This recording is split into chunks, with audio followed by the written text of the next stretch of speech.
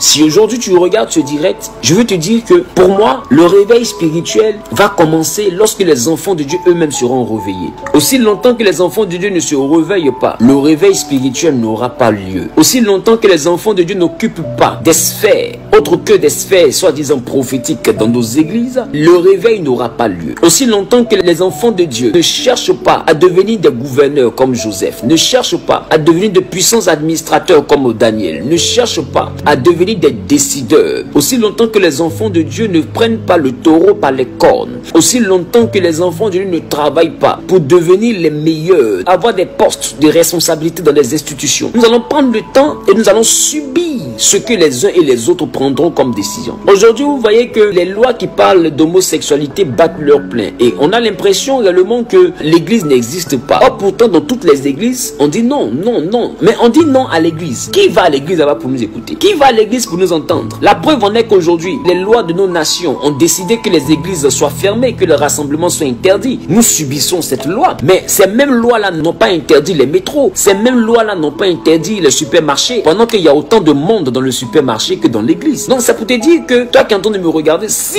nous qui sommes enfants de Dieu, si nous ne militons pas pour rentrer là où il y a les décideurs, pour aller là où on prend des décisions, pour oser nous présenter là-bas. Aujourd'hui, quand on parle de responsabilité, on dit franc-maçonnerie. Quand on parle de responsabilité, on dit Rose-Croix. Quand on parle de responsabilité, on dit mystique. Pourquoi? C'est parce qu'on l'a laissé la place pour aller faire. C'est parce qu'on l'a abandonné ces choses-là qu'aujourd'hui, ces choses sont rattachées un peu à leur identité. Ils ont l'impression que c'est pour eux. Or, la Bible dit que l'or et l'argent appartiennent à notre Dieu. Notre Dieu est celui-là qui gère le pouvoir. La Bible dit à ceux qui l'ont reçu, elle a donné le pouvoir. Donc, nous avons un pouvoir en tant qu'enfants de Dieu. Mais si on n'est pas capable de manifester notre pouvoir, n'oublions pas que c'est Moïse, avec la puissance de notre Dieu, qui a renversé l'Égypte, qui était la première puissance mondiale d'entre-temps. Donc, c'est pour dire que chrétiens, aussi longtemps qu'on ne prend pas le temps de faire de la révolution au niveau même des stylistes modélistes. Tu es enfant de Dieu, tu me regardes, tu es couturier, arrête d'être couturier, deviens styliste et commence à faire sortir réellement un rythme de vêtements, mais avec les normes chrétiennes. Parce que, écoutez, si aujourd'hui les gens dans la mode ne font que porter des habits vulgaires, c'est parce que c'est les habits vulgaires des stylistes vulgaires que les gens vendent. Si les enfants de Dieu avaient une vision et devenaient des stylistes et commençaient à faire la promotion de les choses et qu'on sensibilisait les chrétiens à porter ce qui vient de leurs frères chrétiens, vous allez comprendre que les enfants de Dieu et les valeurs de Dieu gagneraient beaucoup plus. Aujourd'hui, nous devons être capables de faire la promotion de ce que nous avons dans nos églises. Nous devons être capables de sortir de nos églises pour aller au contact. Aujourd'hui, le chrétien dit je suis la tête et non la queue. C'est plus un slogan qu'une réalité. Ça ne veut rien dire parce que quand tu finis de le dire, tu subis. Prenez le temps et remarquez. Quand on parle de Gucci, c'est des personnes. Quand on parle de Giorgio Armani, c'est des personnes. Mais on dit c'est des mystiques. Non, c'est pas que c'est des mystiques, c'est des gens qui ont osé. C'est des gens qui ont osé créer et qui ont osé rêver à s'imposer. Laisse-moi te dire, aussi longtemps que tu ne rêves pas ta vie, tu ne vivras pas tes rêves. À un moment donné, il faut être capable toi-même de te hisser au sommet, mais dans ton mental. De te hisser au sommet, mais dans tes rêves. Rêver, c'est gratuit. Il n'y a pas facture d'électricité dans le rêve. Donc, il faut être capable de rêver. Il faut rêver grand. Il ne faut pas te limiter. Chers enfants, vous qui êtes en train de me regarder dans tous les domaines dans lesquels vous êtes en train d'évoluer, à partir d'aujourd'hui, prenez la résolution de vous retrouver à la tête.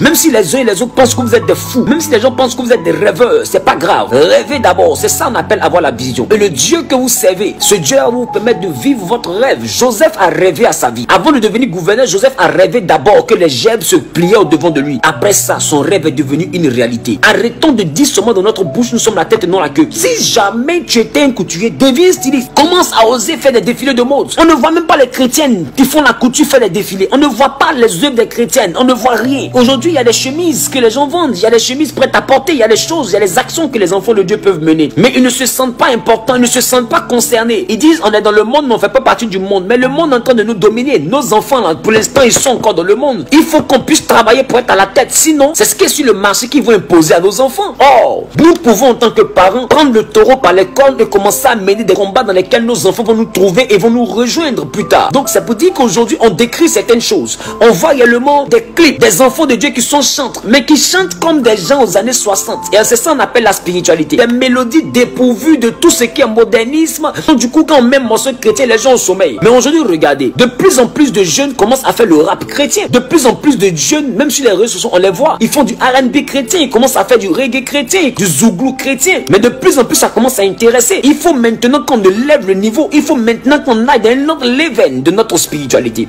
Parce que si on ne fait pas ça et que notre musique reste une musique un peu moche, entre griffes, griffe, une musique réellement démodée, une musique réellement qui donne l'envie de dormir, vous allez comprendre que nos enfants seront beaucoup plus attirés vers autre chose. Quelqu'un est en train de dire non, c'est vrai, il y a la musique païenne, la musique chrétienne, mais j'ai envie de te dire que ce qui fait d'abord une musique, c'est sa mélodie. Et la mélodie n'a pas de religion. La mélodie, elle est universelle. Le piano qu'on utilise, c'est le même piano que les profanes utilisent. La guitare qu'on utilise, c'est la même guitare que les autres utilisent. Il faut que nous soyons capables également d'envoyer des choses dansantes, d'envoyer du nouveau, du sang neuf dans notre chrétienté, pour ne pas que la chrétienté soit monotone. Les chantres, c'est votre responsabilité de rentrer dans la présence de Dieu et de nous sortir des choses pour combattre la musique du diable. Nous, en tant que pasteurs, nous combattons les lois, on combat les réalités. Vous, en tant que chanteur, vous devez combattre aussi les mélodies mondaines, mais en envoyant des choses qui vont envoyer les uns et les autres à vivre dans la sainteté, dans la sanctification, à s'amuser, mais sainement. Nous devons être compétitifs. Aujourd'hui, nous sommes en compétition contre Satan. Nous sommes en guerre contre Satan. Donc, chacun avec son potentiel doit s'impliquer dans ce combat. Chacun avec sa capacité doit s'impliquer dans ce combat. Il faut arrêter de chanter comme des gens des années 1930. Il faut arrêter ça. Il faut être capable maintenant d'aller chercher des inspirations par le Saint-Esprit pour sortir des choses. Quand les gens vont écouter, ils vont dire, mais attends, mais ça c'est chrétien, mais c'est fun ça. Et puis il bouge sa tête, avant de se rendre compte qu'il a entendu Jésus dans le morceau là, il a déjà commencé à danser. Et quand il entend maintenant Jésus, il dit, attends, c'est chrétien ça? Il dit, oui, c'est chrétien mon ami. Il va dire, les chrétiens là, ils ont évolué, ils sont maintenant dans le truc. Il dit, vous savez pas, ils se sont actualisés parce qu'ils ont compris ce que vous aimez. Donc ils vont venir vous chercher dans votre monde. Aujourd'hui, il faut être capable, chrétien, de nous mettre à niveau. C'est très important. C'est pourquoi moi j'encourage tous ceux qui font du Zouglou gospel. J'encourage tous, même moi je chante en Zouglou gospel. Parce que quand c'est comme ça, les enfants de Dieu même qui étaient fanatiques de reggae, avant qu'ils arrivent, qu'ils trouvent le reggae à l'église, ils s'ennuient pas. Il y a des mamans qui sont en train de me regarder, vous étiez des danseuses de Zouglou. Zouglou allait tuer votre vie. Wayaïs et tout ça. Vous allez danser, vous avez dansé tout ça. Mais pendant que vous dansez tout ça, quand vous venez à l'église, que maintenant ça devient des pas de danse. Comme ça, à gauche, à droite, à gauche, à droite, ça devient ennuyeux. Ça devient ennuyeux. Arrivé à un certain moment, même les chrétiens, inventez-nous des pas de danse chrétiens, inventez-nous des concepts chrétiens. Regardez les profanes. Il faut sortir un morceau, il faut sortir un concept. Il y a une danse qui accompagne. Donc ça crée une ambiance. Et ça fait réellement qu'il y a de l'engouement autour de la musique. Et de fois même nous-mêmes là, dans nos églises, on se retrouve avec nos chrétiens qui dansent avec des pas de danse réellement rattachés à une musique païenne. Pourquoi? Parce que c'est eux qui inventent les danses. Il faut qu'on dise, enlève les mouchoirs, on n'est pas honte. Enlève les mouchoirs jusqu'à quand? Enlève les mouchoirs jusqu'à quand? On peut pas continuer comme ça. Arrivé à un certain moment, il faut que vous inventez les choses. Arrivé à un certain moment, il faut que vous vous démarquez du lot. Il faut réellement que vous soyez capable réellement de créer des pas de danse chrétiens. C'est là-bas que le Saint-Esprit doit vous envoyer. C'est votre ministère, les chantres. Si tu es chanteur que tu es en train de l'écouter ici, c'est ça. Parce que vous donnez l'envie aux gens de souvent se rappeler du monde. Non, vous devez être créatif, enfant de Dieu. On dit au commencement, Dieu créa. Notre Dieu est le Dieu de la création. Donc vous devez être créatif. Vous devez envoyer des choses à exister. C'est nous qui devons faire vivre la vie chrétienne. C'est pourquoi Jésus a dit, si le sel perd sa saveur, avec quoi la lui rendra-t-on? Si les chrétiens même ne rendent pas la chrétienté chic, qui va rendre la vie chrétienne chic? Qui? Quand les païens seront assis et ils vont voir que les chrétiens commencent à avoir les danses, ils commencent à avoir leurs concepts, ils commencent à avoir leurs chanteurs, ils commencent à avoir des nouveaux rythmes, ils commencent à avoir leur propre blocage dans leurs morceaux, autre que les blocages de 4/4 là.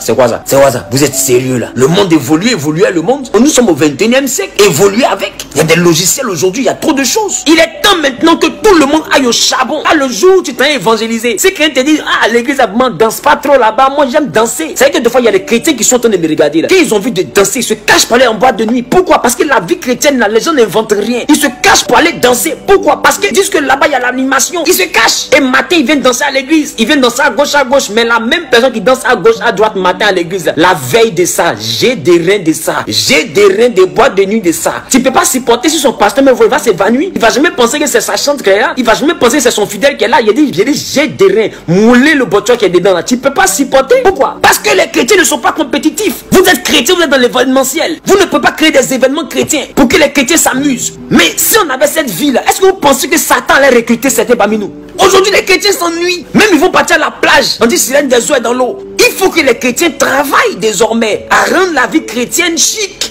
Il faut que les chrétiens travaillent. C'est à nous, c'est notre responsabilité. Dieu ne va pas quitter le ciel pour descendre pour faire ça. Ça fait qu'aujourd'hui, beaucoup de chrétiens vivent des vies chrétiennes mais hypocrites. Ils font un pied dedans, un pied dehors parce qu'ils aiment s'amuser, mais dans la vie chrétienne, on s'amuse pas. On peut s'amuser, mais sainement. Aujourd'hui, quand les chrétiens doivent s'amuser, c'est qu'ils sont au concert. Ils s'assoient sur chaise, ils regardent le concert de Namwana. Mais Kaïba, mon meilleur ami, il pleure. Tu n'as pas besoin de pleurer. Il y a des endroits dans la vie là, on va pas là-bas pour pleurer. Quand on dit s'amuser là, c'est un truc qu'on fait pour ne réfléchir à rien de sérieux. Arrivé certainement, le cerveau a besoin de ça pour se vider, pour ne pas qu'on soit surmené. Tu vois, beaucoup de chrétiens deviennent un peu comme des psychopathes. Ils voient le mal partout. Pourquoi? Parce qu'ils sont surmenés, ils s'amusent pas, ils n'évacuent pas. Ils sont surmenés. S'il n'est pas en train de lire, il est en train de prier, ou bien il est en train de jeûner, il est en train de porter veste. Il est surmené, il peut pas s'amuser. Aujourd'hui, les jeunes chrétiens là, tu les vois, ils sont fashion. C'est les jeunes, ils viennent à peine de sortir, c'est les jeunes. Mais quand ils arrivent là, ouvrez le tatami, les enfants là vont nous montrer aussi le potentiel. Ouvrez des espaces. Tu es chrétien, peu importe le pays, essaie de créer maintenant un plein air. Essaie de créer un endroit où les enfants vont se retrouver pour s'amuser aussi. Mais sainement, avec de bonnes musiques. Ça veut dire que dans les foyers chrétiens, il y a trop de divorces. Pourquoi? Parce que les chrétiens ne peuvent pas s'amuser. En tant les païens là, il ne divorce pas comme ça. Pourquoi? Parce qu'il va sortir signer sa femme. Ils vont partir la veille en boîte de nuit. Après on partit, ils s'amusent, ils profitent de la terre. Mais les chrétiens quittent au travail, il est assis, il regarde la télévision. Sa femme aussi regarde la télévision. Nous chacun ment, chacun une double vie, puis chacun est là. Et puis la vie chrétienne, si jamais on nous attrape, ils vont nous juger. Si jamais ils vont nous condamner. Si jamais, puis les gens ont peur. Les gens ont peur. Donc ça veut dire que les foyers chrétiens sont des foyers vraiment remplis d'hypocrisie. Les gens se mentent. Tu vois, le mari aussi, il a une fausse vie quelque part, mais qui vient à la maison ce jour, les papas hyper spirituels. La maman aussi, elle a un petit zoo quelque part, mais qui vient ce jour, elle est hyper spirituelle. Et puis les gens se mentent. On doit changer de mentalité. J'ai un poids dans le cœur. C'est vrai, Jésus nous aime, mais ça doit aller au-delà de Jésus t'aime, ça doit aller au-delà. Les gens nous voient comme des mendiants. Le monde nous voit comme des moins que rien. Si tu es chrétien à l'école, tu dois être le meilleur. En entreprise, tu dois être le meilleur. À partir d'aujourd'hui, tu dois travailler pour devenir toi-même chef d'entreprise. Si tu travailles pour des gens, commence à établir un projet pour pouvoir ouvrir ta propre structure, pour travailler pour toi. Jacob dans la Bible a commencé à travailler pour les gens, mais après il a fini propriétaire de son propre troupeau. Commence à penser à comment marquer ta génération. Il faut qu'on refuse cette position que les gens sont en train de nous donner. C'est pas notre place. Nous sommes la lumière du monde. Nous sommes le sel de la terre. Ça dépend de toi et ça dépend de moi. Le réveil, c'est aussi ça. Le réveil, c'est pas reçois la puissance du Saint-Esprit. Wow, puis on tombe partout. Des fois, ça abrutit aussi ça. Le chrétien aujourd'hui ne veut plus partir à l'école. Le chrétien aujourd'hui n'a plus de grande vision. Il faut qu'on se réveille. Tu es la lumière du monde. Tu es le sel de la terre. Et Jésus compte sur toi. Tu ne dois plus être seulement qu'un employé, mais tu dois devenir un employeur.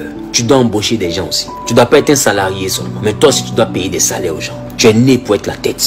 Il dit on ne met pas la lumière dans un endroit caché, mais on la met en dessus pour qu'elle éclaire tout le monde. C'est toi qui es né pour éclairer. Nous sommes la lumière du monde. Oui, nous sommes le sel de la terre. Ça dépend de toi. Oui, ça dépend.